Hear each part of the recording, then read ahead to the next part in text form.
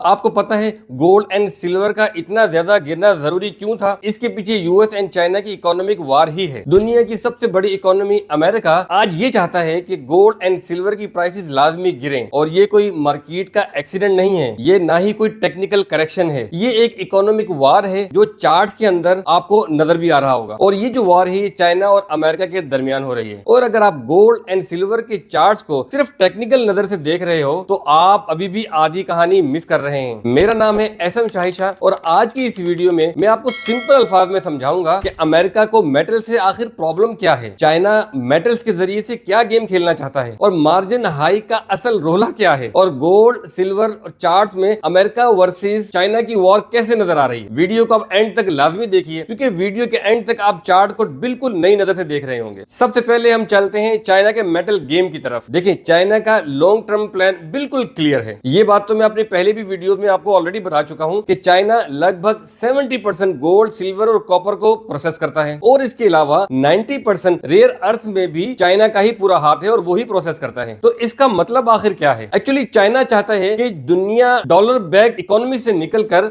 Metal back economy की तरफ आए, और अगर देखा जाए तो ये बिल्कुल ठीक बात भी है, क्योंकि असल वैल्यू तो मेटल्स यानी गोल्ड एंड सिल्वर वगैरह की ही होती है, और इसी से ही स्ट्रॉन्ग इकोनॉमी बनती है। ये डॉलर के गेम में तो 1971 में अमेरिका ने बिला वजह दुनिया को फंसाया है अपने पर्सनल डेप्ट और इकोनॉमी को बचाने के लिए। लेकिन एक बात यहाँ और भी है कि चाइना मेटल बैक इकोनॉमी की तरफ इसलिए आना चाहता है क्योंकि मेटल्स पर सारा कंट्रोल है ही चाइना के पास है, और आप जानते ही हैं कि चाइना अमेरिका का बहुत बड़ा कॉम्पिटिटर है। तो अमेरिका ये कभी भी नहीं चाहता, क्योंकि याद रखें जिसके पास भी मेटल का कंट्रोल होगा उसके पास ही फ्यूचर की लेवरेज ज्यादा होगी। अब यहाँ एक बहुत ही इंपॉर्टेंट सवाल आता है कि अगर दुनिया का पैसा गोल्ड एंड सिल्वर में ही ज्यादा फंस गया तो अमेरिका के साथ होगा क्या? देखें, अमेरिका की इकोनॉमी की जो सुपरमेसी का जो बेस है वो सिर्फ एक चीज नहीं बल्कि 3 चीजों पर डिपेंड करता है। नंबर 1 आता है यूएस के bonds, number 2 US equity market, number 3 पर आता है यूएस डॉलर की वर्ल्ड वाइड एक्सेप्टेबिलिटी। तो आप सोचें कि अगर सेंट्रल बैंक्स गोल्ड और सिल्वर में ज्यादा पैसा पार करेंगे, बड़े बड़े इंस्टीट्यूशंस भी सिल्वर एंड मेटल्स को ही ज्यादा होल्ड करेंगे, तो यूएस बॉन्ड का क्या होगा? कौन यूएस बॉन्ड में इन्वेस्ट करेगा? और सेंट्रल बैंक इंस्टीट्यूशंस ये अगर अपना सारा पैसा मेटल में ही इन्वेस्ट कर रहे होंगे तो यकीनन ये पैसा इक्विटी मार्केट से निकलेगा। जब यूएस मार्केट से पैसा निकलेगा तो डेफिनेटली डॉलर की जो सुपरमेसी वो डेफिनेटली क्रैक होने के चांसेस और बढ़ जाएंगे, और ये चीज अमेरिका कभी होने नहीं देगा और ना ही वो होने देना चाहता है। अब इसीलिए अमेरिका ने अपना सबसे पुराना वेपन इस्तेमाल किया है, जो कि है मार्जिन रिक्वायरमेंट को इंक्रीज करना। अगर आप हिस्ट्री भी देखें तो 1980 और सन 2011 में ये मार्जिन को इंक्रीज करके ही अमेरिका ने सिल्वर के प्राइस को बहुत ज्यादा गिराया था, और यही मार्जिन का गेम अमेरिका इस बार दोबारा खेल रहा है। 29 दिसंबर को शिकागो मर्चेंटाइल एक्सचेंज ने मार्जिन रिक्वायरमेंट 25% से बढ़ा दिया, और जैसे ही उसने इस मार्जिन को बढ़ाया विद इन 1 आवर सिल्वर की प्राइस 12 से 15% क्रैश कर गई। लेकिन अमेरिका को फिर भी तसल्ली नहीं हुई। 31 दिसंबर को उसने फिर से मार्जिन को और इंक्रीज करा दिया। तो अब आप सोचिए कि क्या ये कोइंसिडेंट हो रहा है? बिल्कुल ऐसा नहीं है। ये अमेरिका का प्रेशर टैक्टिक है जो वो हमेशा से इस्तेमाल करता आया है खुद को बचाने के लिए। सवाल ये पैदा होता है कि शिकागो मर्चेंटाइल एक्सचेंज क्या अब यहीं पर रुकेगी, या ये इस प्रोसेस को कब तक चलाती रहेगी? जब तक मेटल्स कंप्लीटली शेक आउट या क्रैश नहीं हो जाएंगे तब तक। तो याद रखिए कि गोल्ड सिल्वर और मेटल्स की प्राइस का गिरना सिर्फ मार्केट का फैसला कभी नहीं है, कभी कभी ये ग्लोबल पावर का डिसीजन भी होता है। और जो भी ट्रेडर्स इन तमाम मामलात और सिचुएशन को समझ गया वो ही असल और प्रोफेशनल प्रॉफिटेबल ट्रेडर बनता है। बाकी मार्जिन किस तरीके से कैलकुलेट करते हैं, मार्जिन का फॉर्मूला क्या होता है, इसके ऊपर मैं शॉर्ट वीडियो ऑलरेडी बना चुका हूं। 3 फॉरेक्स फार्मूलाज आप सर्च कर सकते हैं मेरे यूट्यूब चैनल पर। ये फार्मूला बहुत इंपॉर्टेंट है आपको फॉरेक्स इंडस्ट्री में सर्वाइव करने के लिए। बाकी उम्मीद है कि जल्द ही मैं मार्जिन और इस तरह के जितने भी फार्मूलाज होते हैं